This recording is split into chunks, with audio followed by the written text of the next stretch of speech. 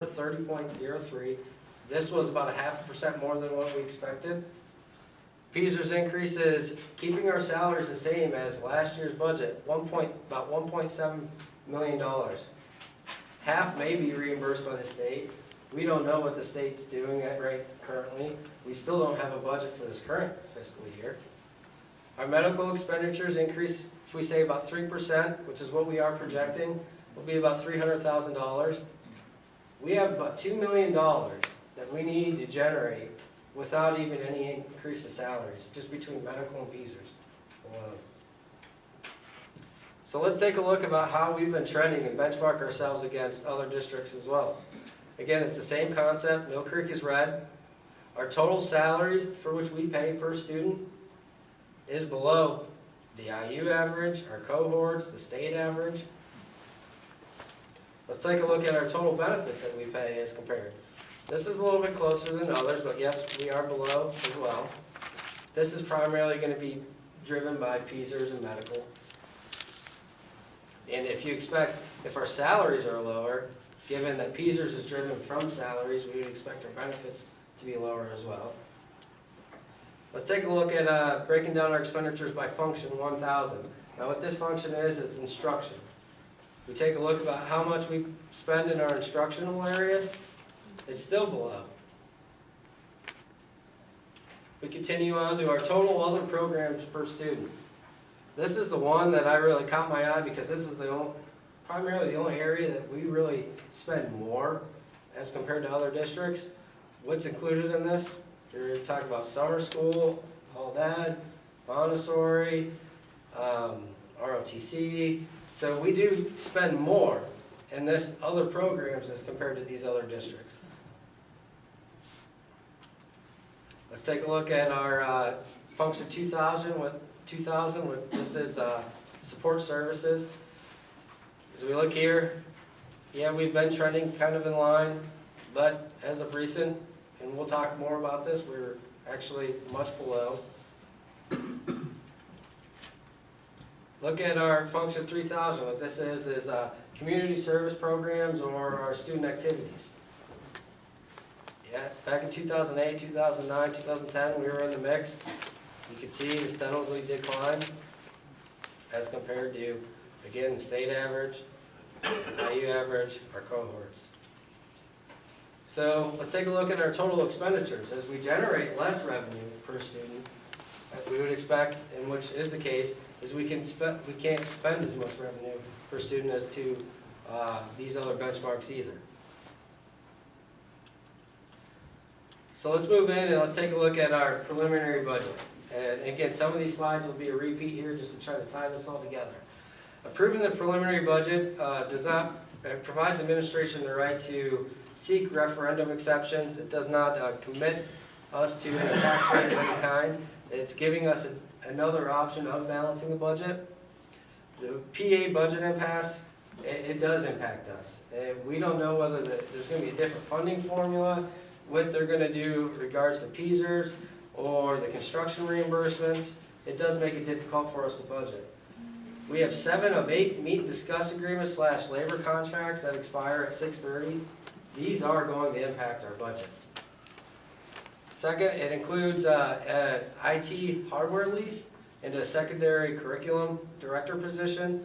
We'll speak briefly on the IT hardware lease here in a minute. And then the PSER's, as I mentioned before, the PSER's employer contribution was more than expected by almost 0.5%. Aaron, that's supposed to say 6/30 of 16, correct? Yes, Okay. that is a typo. Okay, so let's take a look at our total revenue. I already alluded to this. 67% of our total budget is driven locally. A percent change is about 3% from last year's budget. Our state revenues, percent change is about 3%. That's pretty much the reimbursement back from PSER's. Moving on, this slide, we mentioned it before. Just want to come back to this. 54% is real estate for which we generate. Again, we have very little. 14% the state contributes to our total budget that is not tied to an expenditure. 14%. Let's take a look at our expenditures, or our revenue and how we compare. Again, we saw this slide already, 67%. Let's take a look at our expenditures here. We know that we spent about 57 million in our instructional programs, our support services to the tune of about 30 million, just under 1.6 million in our non-instructional, about 7 million in our debt. That does include an IT hardware lease for our total expenditures to be about 95.5 million. Let's take a different type of a look at our expenditures. You can see here, we've already explained it, our benefits, you're talking about 73% is related to personnel. If we move on, how do we compare in our expenditures? About 60% of our total budget is spent on instructional programs. That is slightly, about 1%, but it is about the average of the state and the local averages. About 31% in our support services, compared to about 27.5 or 28.7. Our non-instructional is 1.7. That's pretty consistent for the state average. However, in our local area, it's about 2.4%. And then our debt is about 7.4% compared to 11.9 and about 10%. Go back, we should just save that one.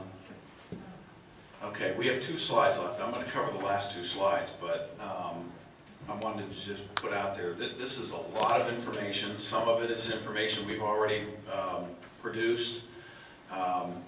This particular PowerPoint we will continue to come back to during the budget process. So this is what we're going to work off of, refer to. I was going to say, are you ready for your test when Aaron was gone? But it's overwhelming if it's new. It's even overwhelming for us that are in the middle of it. But before we get to the last 2 slides, are there any questions for Aaron specific to either the proposed preliminary budget or any of that information that you just saw?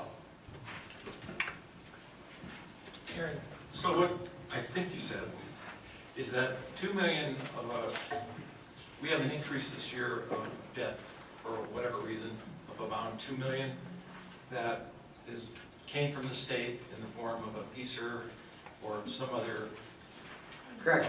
Issue that we have no control over.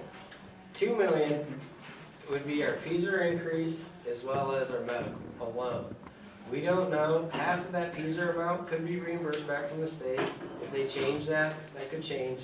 But even if it is half by the state, I think it was 1.7, right? So you're looking at, what, 8.5 plus 300, you're looking at $1.2 million. Even if they hold steady on the 2 million from, or reimburse half of your PSER cost from the state. Just for existing? Yeah, without changing anything. We don't, no salary increases or anything along those lines. That doesn't include our increase in the debt contributions, or it's just those 2 areas alone. 1.2 million. Mr. O'Toole, does this budget, the preliminary budget, have a tax increase factored into it? Yes. And what is that percentage? It was, what, 3%, I believe. We were just above the index, which was 2.9. So you're going above the index? Correct. Okay. What is the justification for that? To provide an option to balance our budget. If we don't That's your do, justification?